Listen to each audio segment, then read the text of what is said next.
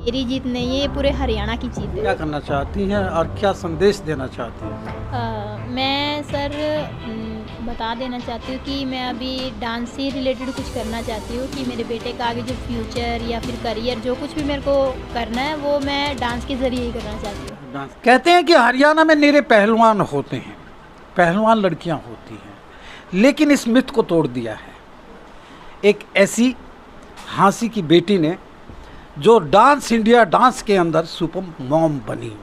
कितने संघर्षों से गुजरी हैं, एक दिहाड़ी मजदूरी करने वाली, सर पर ईंट ढोने वाली के सर पर आज ताज है। और एक ऐसे ही किसान परिवार से एक लड़का सुमित सैनी जो वॉइस ऑफ इंडिया में हरियाणा से गया, हरियाणा की पहली बेटी विनर, संघर्षों की माला पहने आज अपनी सफलता की ताज को सर पर रखे हुए है। हमारे साथ हैं वर्षा बुमरा जो आज ही बॉम्बे से अपने शहर हाँसी में लौट आई हैं सुपर मॉम बनकर। इनकी संघर्ष की यात्रा सुनेंगे और इनसे जानेंगे कि इतनी लचीलीपन, इतनी इलास्टिक बॉडी और ये कैसे मिली आपको? सर ये अपने हरियाणा का खाने पीने का असर है जो शायद वहाँ पे कुछ वर्तिका मैम की मैं डांस की वीडियो देखती थी तो शायद उनके डांस की वजह से कुछ ऐसी लचीलापन जो मेरी बॉडी में आ गया और कुछ यहाँ पे खाने पीने का थोड़ा सा फ़र्क है सर। आप सुपर मॉम बने, कितने कंटेस्टेंट थे वहाँ पर? स्टार्टिंग में तो सर कुछ 60 के करीब थे, फिर उसके बाद मेगा ऑडिशन में और कम हो गए, फिर मतलब फिर टॉप 12 में आ गए थे बाकी सभी लोग।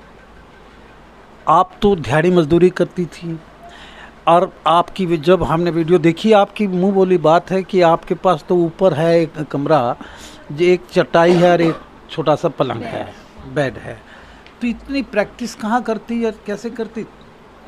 सर मैंने इतनी प्रैक्टिस की ही नहीं कभी भी। मैंने सिर्फ जब मैं थोड़ा बहुत भी टाइम लगता था तो वर्तिका मैम की वीडियो देख लेती थी काम से फ्री होके, तो फिर उनसे ही कुछ सीखने का सोचती थी कि शायद मैं कुछ सीख पाऊँ इनसे।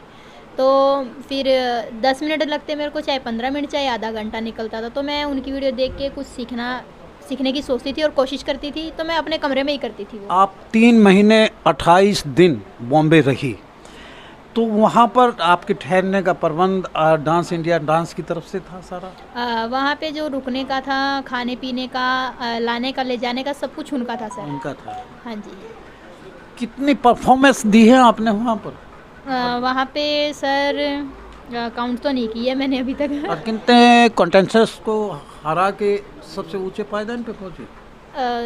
सर ये भी मैं नहीं बता सकती अभी, सिर्फ मेरे को इतना पता है कि मैं विनर हो गई हूँ। विनर हो गई। Yes sir. अच्छा, हम आपके संघर्ष की बात करते हैं। अब आप, ये मैं बोलना चाहती हूँ कि ये मेरी जीत नहीं है, ये पूरे हरियाणा की जीत है। हरियाणा की जीत है। अच्छा, इस लड्डू से कितना प्रेरित रही? ये लड्डू आपका है, एक बेटा है, इसको क्या बनाना चाहती हैं?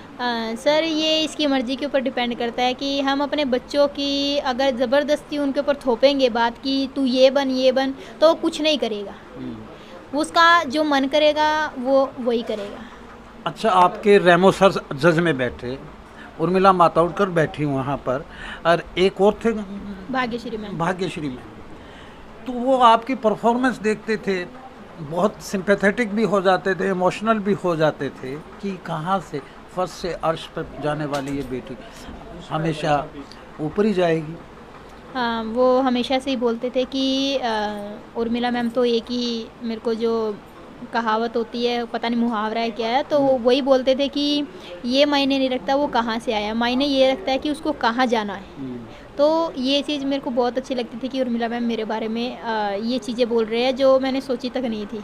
और ये सब कुछ जो हो पाया सर, ये मेरे बेटे की वजह से हो पाया। शायद उसकी शक्ल देख के, उसका चेहरा देख के मैंने आगे बढ़ने का सोचा, मेरे हस्बैंड ने मेरे को हिम्मत दी और सपोर्ट किया, तो मैं आज यहाँ पे हूँ सर। आपके ससुर भी हैं, पतिदेव भी हैं, माता भी हैं, पिता भी हैं, कभी किसी ने ऑब्जेक्ट नहीं किया कि आप तो एक बड़ी मुफलिस सी और एक गरीबी फैमिली से निकल के आई? फैमिली में से तो किसी ने नहीं किया, लेकिन जो बाहर की दुनिया है हमारी यहाँ पे, वो उन लोगों ने थोड़ा काफ़ी किया कि शादी हो गई है, अब डांस करेगी, वहाँ पे जाके शर्म नहीं आती है।